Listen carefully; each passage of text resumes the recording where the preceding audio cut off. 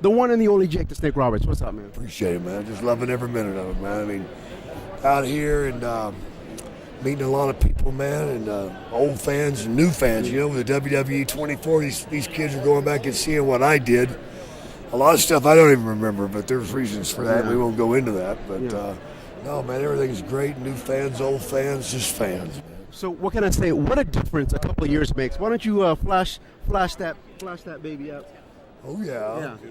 Yeah, I earned it. Yeah. Oh, you don't have to tell me twice about that. So we'll talk about what's been going on in the life of Jake the Snake Roberts as a sobriety, man. Yeah. Sobriety, brother. That's the key to my success right now, to my joy, to my happiness, to being able to put my family back together, man.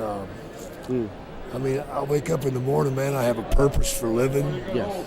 And I can dream again, man. People don't understand, you know, when you get into addiction, brother, it's not a choice any longer, you know. You're hooked. And, you know, I couldn't get out of bed unless I had my drug or my alcohol, you know, and it sucks, man. You know, and I never met anybody in jail or rehab that said, you know, when I was young, I wanted to grow up and be an addict. No, nobody dreams of that, man. But, you know, I was there, and I was there for a long time, man. But I did what not many can do. I kicked out, you know.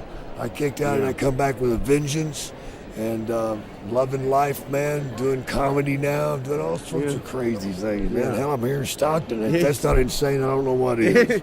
So, what can I say? What a road, I mean, this man has led. I want you to tell me, what was your reaction the moment you got that call? You were getting inducted in the WWE Hall of Fame. It's still surreal. I still don't believe it. I look at my hand and I'm like, yeah, that is a ring, man. It's still a dream, man, that, you know, I hope I never do take it for granted, you know.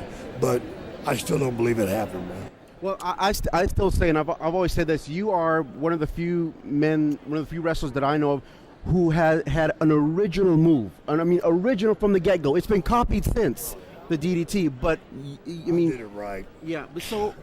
How did that come about, the DDT? It was an accident. An accident? Yeah.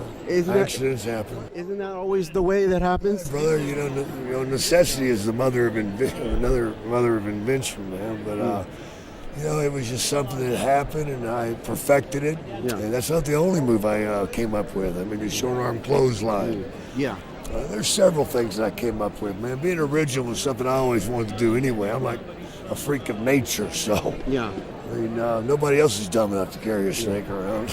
Now, of course, when you were inducted in the WWE Hall of Fame, one of the inductees with you was a man that you worked with, who unfortunately passed away, the Ultimate Warrior. So, can you give us some stories about him? I mean, there's been all these stories about him, how, you know, certain... Yeah, we didn't get along, man. We had a real issue, and I'm just glad that we were able to put that to bed before he left. And, you know, it was a horrible thing to know that his kids had to go through that, seeing that, you know. It's just...